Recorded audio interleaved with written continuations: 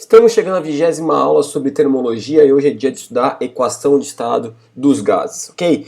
Para fazer isso eu podia muito bem fazer uma coisa bem simples, chegar aqui para você, escrever a equação, tá? Falar, ó, tal coisa significa tal coisa, tal variável significa tal coisa, essa aqui é uma constante, vamos fazer um exemplo, vamos calcular aqui.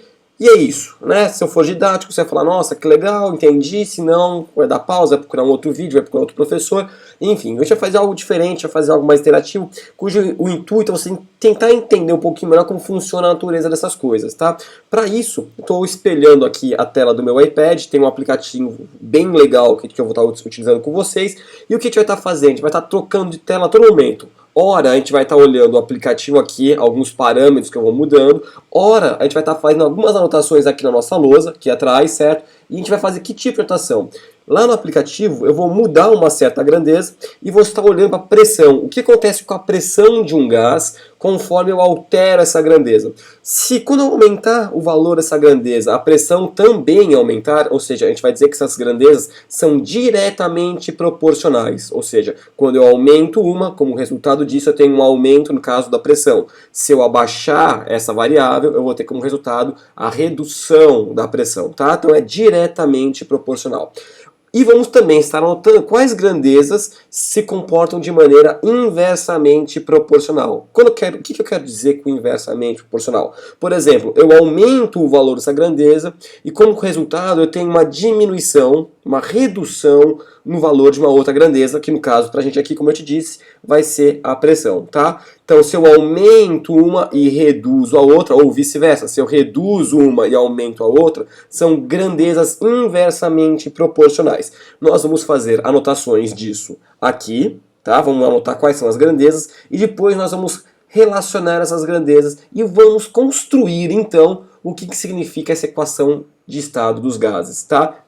Lembrando, novamente, eu poderia simplesmente colocar a equação aqui para você, mas eu quero um pouquinho além, quero um pouquinho mais longe. Eu quero que você perceba como isso acontece, ok? Então vamos voltar lá para o nosso aplicativo, certo? O aplicativo é esse aqui, chama-se Atoms in Motion, tá? Ele é gratuito, mas como eu digo, é gratuito peronomútil. Você tem toda a tabela periódica para construir, não. Na verdade, você tem alguns átomos que você pode utilizar, mas se você quiser estender as funcionalidades dele, você vai ter que comprar o aplicativo. Não é muito caro, custa, sei lá, agora não sei contar, $3, alguma coisa desse tipo, ok? Então vamos lá, eu vou abrir aqui, esse aqui é o nosso aplicativozinho, quando eu toco na tela. O que eu tenho aqui? Então vamos só deixar algumas coisas claras. Cada partículazinha, cada bolinha vermelha, essa aqui, na verdade é um átomo. Repare que aqui nós temos somente gases nobres. O que são gases nobres? São gases que existem na forma de átomos, não na forma de moléculas. Por exemplo, o oxigênio que a gente respira, ele não é um gás nobre. Por quê? O átomo de oxigênio tem que se unir com outro átomo de oxigênio por uma ligação dupla, ligação covalente dupla, para poder se tornar estável, a camada de valência completar lá todos os 8 elétrons na camada de valência. Nós vamos fazer um compartilhamento de elétrons. E nitrogênio é a mesma coisa. De todos os gases que nós temos, gases que existem de forma solitária, isolada, não na forma molecular, mas na forma atômica, são os gases nobres. Eu tenho aqui alguns deles, certo? Então aqui eu posso estar inserindo, adicionando gases, partículas aqui, certo? Aqui eu posso parar, zerar tudo isso aqui, aqui eu posso dar uma pausa. Interessante, a gente vai trabalhar aqui embaixo, ó. Aqui embaixo eu tenho uma linhazinha que está me contando quantos átomos de hélio eu tenho aqui nesse momento. De neônio, tá zerado, não tem nenhum, seriam bolinhas, átomozinhos em amarelo. Argônio, criptônio e xenônio. Aqui eu vou ter o total de átomos. Nesse caso aqui, ó, eu tenho o quê? T de temperatura. E aqui está em Kelvin. O legal desse aplicativo é que eu posso verificar qual é a temperatura nas outras escalas, Lembrando, Kelvin, como nós já discutimos aqui nas aulas anteriores sobre termologia, não é uma escala de temperatura, é uma unidade de temperatura, tá? E eu tenho as escalas Celsius e Fahrenheit, tá? Então eu posso, ao invés de ficar fazendo continha, ele está dando automaticamente para mim isso daqui. Aqui nesse cantinho eu tenho a pressão. Essa pressão está sendo medida em megapascal. O que significa? Mega significa 10 elevado a sexta, tá? Pascal, 1 pascal, de pressão é a mesma coisa que 1 newton por metro quadrado. O que eu tenho também aqui? Aqui eu tenho o tempo. Repara, está em PS, pico segundos. Então é como se a gente estivesse vendo isso aqui em uma câmera extremamente lenta. Tá? Então tá passando bem devagar o tempo aqui, para a gente poder... Tá? Então cada Um segundozinho aqui tá valendo 10 a menos 12, então tá bem distante aqui, porque senão a gente não conseguiria ver nada disso, tá? Então o que eu vou fazer aqui? Eu vou limpar isso aqui pra gente poder entender. O que a gente vai ter que ficar de olho? A gente vai ter que ficar de olho aqui na pressão. Então o que eu vou fazer é adicionar algumas coisas aqui e a gente vai começar a brincar. Então eu vou colocar aqui um átomo de hélio e a primeira coisa que a gente vai perceber. Repare que a pressão só sofre alteração, ó, ela está zerada, quando o átomo tocar, empurrar essa parede aqui, ó. Mas já que isso aqui é um recipiente, certo? Toda vez que esse átomo toca, esse gás toca, empurra a parede para fora, então eu vou ter uma pressão. É uma força sendo aplicada sobre uma certa área, na verdade. Ok? A gente já viu lá atrás que pressão igual a força sobre a área, então a gente pode imaginar dessa maneira aqui, tá? Então, se eu colocar uma quantidade cada vez maior desses caras, só para a gente poder brincar aqui, não vamos nos preocupar com isso, mas eu vou retomar daqui a pouco, eu vou colocar aqui uma quantidade razoável. O que eu posso fazer? Eu arrastando o dedo aqui na tela, eu posso aumentar a velocidade ou diminuir a velocidade de cada um deles. O que é temperatura, que nós já estudamos anteriormente, quando a gente começou a trabalhar aqui a ideia de temperatura e calor? Calor é uma forma de energia, né, que a gente chama de energia térmica, só faz sentido falar em calor quando você está tendo transferência de energia térmica de um sistema para outro. Então, energia térmica em movimento, a gente chama de calor, vimos isso nas aulas anteriores. E vimos também o que é temperatura. Temperatura a gente pode definir como a energia cinética média de cada partícula, das partículas que constituem um certo sistema. Então eu estou imaginando isso aqui como um sistema, cada uma dessas partículas tem massa, cada uma delas tem velocidade, então cada uma delas tem uma energia cinética associada a ela. Então se eu fizesse uma média disso tudo, eu vou ter aqui a temperatura. A temperatura nesse caso aqui está em 100 Kelvin, ok? O que eu posso fazer? Eu posso dar uma diminuída, ó, na velocidade delas, e olha o que aconteceu. A temperatura caiu para 1 Kelvin. E se eu tentar fazer uma redução, né, tentar diminuir mais ainda, eu não consigo chegar no 0 Kelvin. A gente já discutiu isso anteriormente, por que não dá para chegar no 0 Kelvin. Ok? Então, se eu diminuo a velocidade das partículas, eu vou ter aqui uma temperatura bem baixa, tá? Ou se eu posso aumentar bastante a temperatura delas, eu vou ter uma temperatura bem alta, a velocidade delas muda. Então eu vou deixar aqui um ponto de referência, vamos imaginar, vamos voltar lá nos 100 Kelvin, vamos supor isso daqui, bem próximo disso, qualquer coisa pertinho ali, ó, 104 Kelvin, certo? Quando eu tenho 104 Kelvin, agora já começa a nossa brincadeira. Eu vou variar a temperatura, eu vou aumentar a temperatura, e eu quero ver o que acontece com a pressão, que é essa aqui em megapascal, tá? Quando eu aumento a temperatura. Perfeito? Vamos só analisar um pouco, por um certo período de tempo aqui, qual que é a pressão que a gente vai alcançar, ó. 1.50 alguma coisa, 2 ponto alguma coisa, 2.05 agora, 2.20, tá? 1.80, 2.20 foi o que alcançou aqui, certo? Bom, então o primeiro parâmetro que a gente vai mudar, tá? Temos como referência uma pressão de 2.20 megapascal. Vou mudar a temperatura, eu quero ver se essa grandeza da temperatura é diretamente proporcional ou se ela é inversamente proporcional. Quando eu aumento a temperatura, consequentemente estou aumentando a velocidade das partículas e a gente vai começar a analisar isso aqui agora. Ó. Estou aumentando a temperatura 500 Kelvin. Olha para quanto que foi, perdão aqui, olha para quanto que foi a pressão. 4, 6, chegou uma hora que deu um pico de 8, 7 e pouco agora, tá vendo? Resultado disso, vamos dar uma pausa aqui para a gente poder discutir isso daqui. Tá?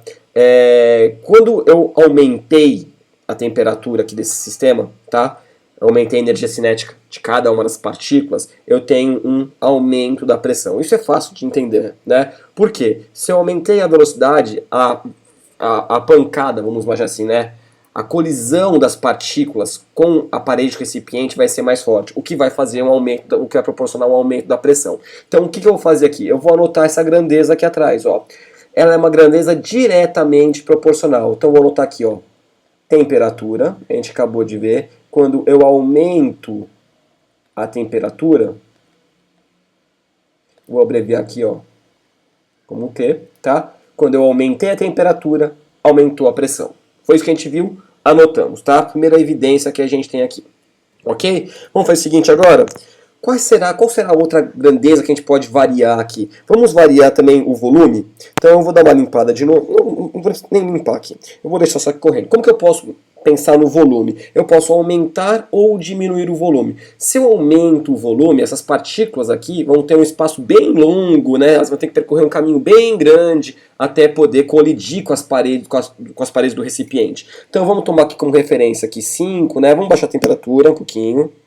Vamos voltar para o nosso estado lá que a gente estava, de quase 100. Vou baixar mais um pouquinho. Então, baixei muito. Tá aqui, vamos deixar aqui. Nós temos aqui a nossa pressão de referência, está dando 0,39, 2 ponto alguma coisa, voltando ao que a gente estava realmente. Então eu posso pensar em mudança de volume, na verdade é óbvio, isso aqui é bidimensional, eu tenho uma área, mas eu posso imaginar isso como um volume, ok? Eu vou fazer o seguinte, eu vou aumentar o volume. Eu aumentando o volume, ficaria algo desse tipo aqui, ó. Tá vendo que elas estão ficando cada vez menorzinhas, certo? E ó, olha o que aconteceu com a pressão. Quer dizer, as partículas têm que percorrer uma distância muito maior, né, quando eu aumentei o volume, elas têm que percorrer uma distância muito maior até atingir as paredes do recipiente. Consequentemente, torna a pressão menor. Ou seja, quanto maior for o volume, a gente está vendo isso daqui, é uma consequência que a gente acabou de ver, né? Quanto maior for o volume, menor é a pressão. Vamos ver do contrário? E se eu diminuísse, né? Ou seja, se deixasse menos espaço entre essas partículas? Olha o que vai acontecer, eu posso fazer isso aqui, ó. E olha o que vai acontecer com a pressão. Olha que loucura. Olha a pressão para quanto que foi. 20 e tanto, 30, tá vendo aqui? Ou seja, quando eu diminuo o volume, o espaço entre que as moléculas têm que percorrer até tocar, as moléculas não, os átomos, têm que percorrer até tocar as paredes, é bem pequenininho. Então eu diminuo o volume, e quando eu diminuo o volume, eu tive um aumento de pressão. Aqui já fica claro, né? Eu tenho uma grandeza que é inversamente proporcional. Quando eu aumento o volume, a pressão diminuiu. E agora que eu diminui o volume, a pressão aumentou. Então a gente vai aqui atrás e vai anotar isso aqui, ó. Então, uma grandeza inversamente proporcional que a gente acabou de testar vai ser o volume, tá? E a gente vai abreviar daqui para frente como V. Perfeito?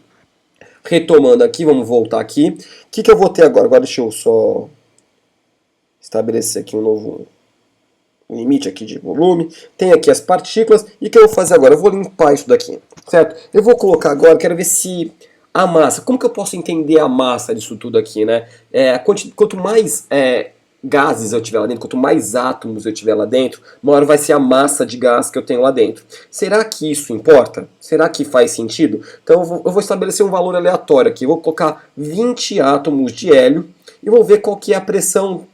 Tá? Vou fazer o seguinte, eu vou começar com 10 átomos de hélio, vou ver qual que é a pressão aqui, e depois eu vou dobrar, tá, essa quantidade de átomos. Consequentemente, eu estou dobrando a massa, certo? Correto? Então vamos lá, eu vou colocar 1, 2, 3, 4, 5, 6, 7, 8, 9, 10. Tá? Tenho 10 átomos de hélio, dá pra ver aqui, certo? Totalizando 10. E aí a pressão está em torno aí de 1,74, 2,76, 2,76, tá?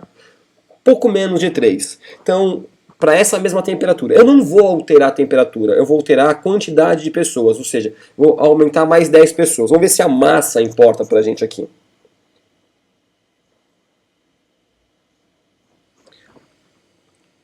Olha lá o que está acontecendo. 4 e alguma coisa, aumentou um pouquinho, né? E se eu aumentasse cada vez mais,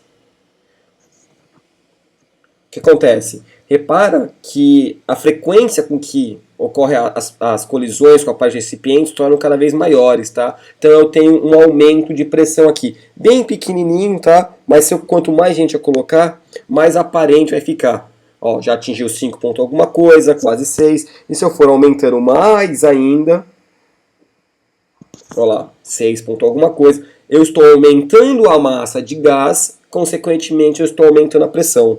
Aí você pode se perguntar, tá bom, você está fazendo isso com átomos de hélio, você adicionou esse daqui. E se você tivesse feito isso ao invés de hélio com neônio, ou com argônio, ou com criptônio, ou vamos chutar o balde de uma vez, vamos pegar dos que nós temos aqui, o xenônio é o mais pesado dele, possui maior massa. Então vamos fazer o seguinte, eu coloquei aqui ó, 56 e a minha pressão foi 7 ponto alguma coisa, 8 ponto alguma coisa, chegou a 9, abaixo de 10. Eu vou pegar os mesmos 56 e vou colocar. Então eu vou fazer o seguinte, eu vou limpar esse daqui e vou colocar agora ó, de xenônio.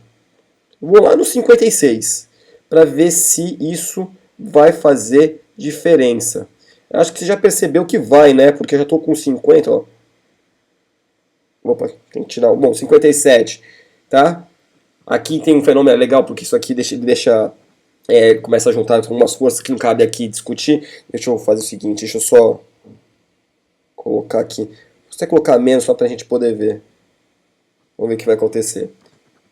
Olha lá, cada vez que eles colidem, como a massa do átomo é maior, ó, só um colidindo, eu tenho bem menos, já bateu lá 9 ponto alguma coisa.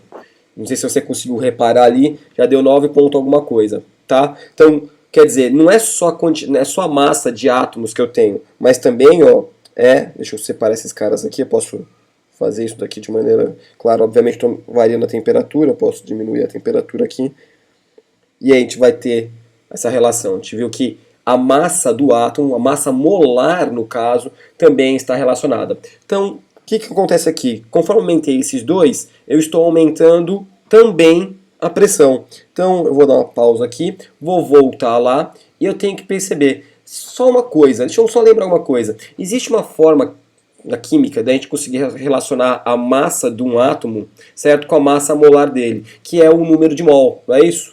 Que é o N. Lembrando que o N é a massa de um certo gás, certo? Dividido pela massa molar. Então vamos imaginar o seguinte: o que significa me dizer que a massa molar do hélio é de 4 gramas por mol?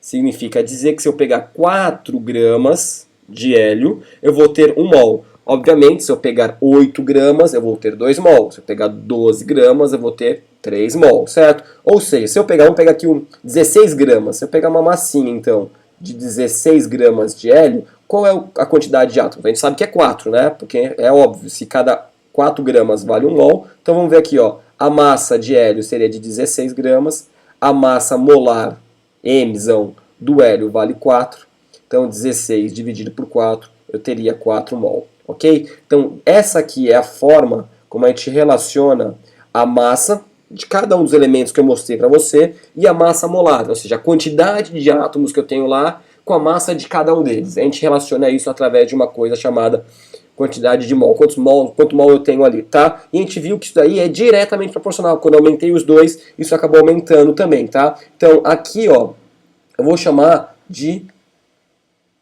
mol, ó, eu vou chamar com a letra N, quantidade de mols que eu tenho aqui, certo? Bom, feito isso, eu vou relacionar agora essa ideia. Eu posso pensar, então, a partir de agora a gente vai fazer um tratamento matemático disso. Eu vou pegar as informações que eu tenho aqui e vou transformar isso numa informação matemática.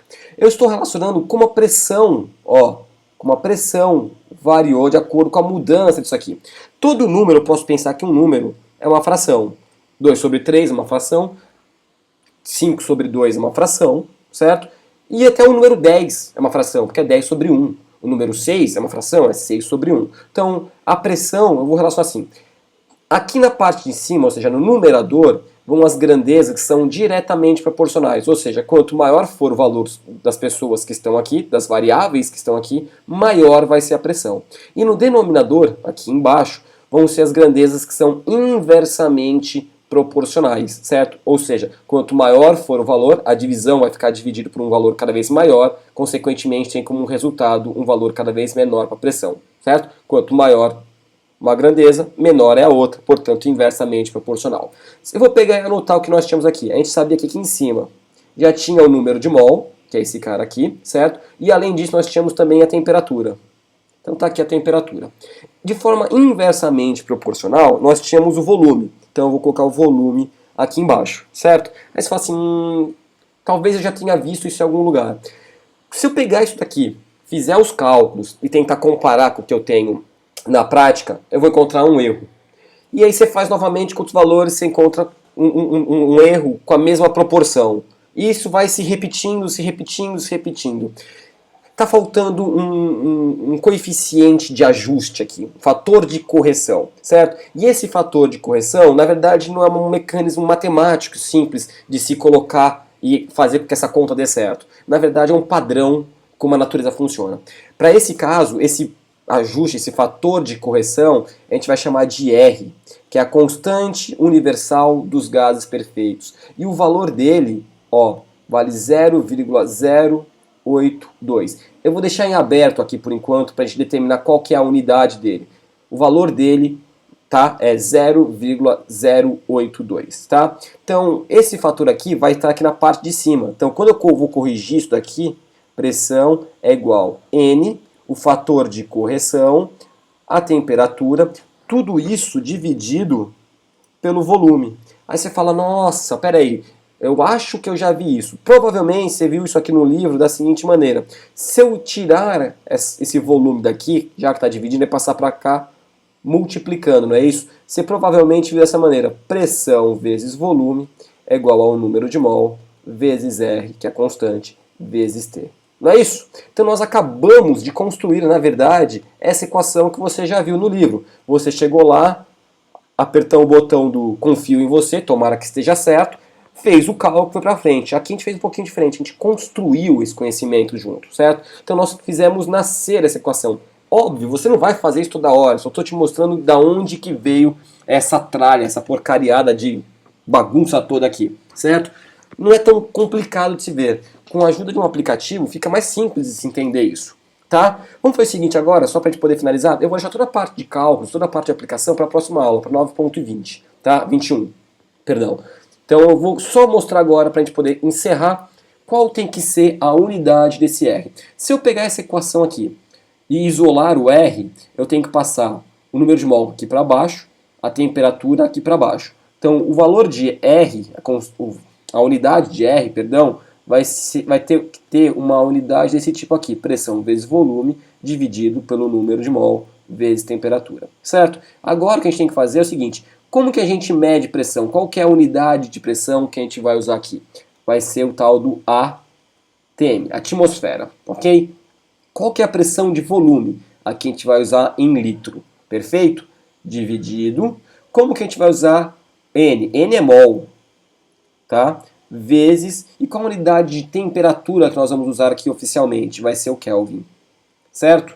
Então, a unidade do R é 0,082, o valor dele, o que? ATM vezes litro, dividido por mol vezes Kelvin. Essa aqui vai ser a unidade. Existe também uma outra unidade, que é 8,31, deixa eu anotar aqui para você, 8,31, o que? Joules dividido por mol vezes Kelvin. Então, dependendo se você quiser aqui alguma coisa com energia, essas coisas em joules, você vai ter esse outro valor aqui para essa constante, perfeito? Então essa era a ideia de hoje, tá? Entender da onde saiu isso daqui, esta equação, para não achar que veio do além, porque é isso que parece quando a gente está na escola, a gente escreve lá a equação na lousa e você tem que apertar o botão nosso do confio em você. Vou acreditar que o que você está falando é verdade, tá? Tomara que seja. Aqui consegui te mostrar um pouquinho dessa ideia. Na próxima aula, na aula 9.21, a gente vai então aplicar. A gente vai ver como que se faz os cálculos, utilizando essas variáveis, enfim. Ok? Certinho? Bom, então a aula de hoje é essa. Eu só queria lembrar que essas aulas, além de estarem aí no YouTube, também estão organizadas aqui na nossa plataforma cientiatv.br.futurecom.com.br. Aqui em cima tem aqui ó, o menuzinho tudo organizado pelos temas, ok? Se você gostou, quer estar ajudando, você pode estar patrocinando essa ideia, clica aqui em patrocina essa ideia. Temos também ó, uma página no Facebook, facebook.com/cientiatv. Dá uma curtida lá, toda vez que está liberando uma aula nova ou então colocando uma matéria sobre ciência, educação e tecnologia, você vai estar recebendo aí no seu Facebook, ok? Então é isso, eu vou ficando por aqui. A gente vai se ver na próxima aula, eu espero que tenha te ajudado. Um grande abraço, até mais.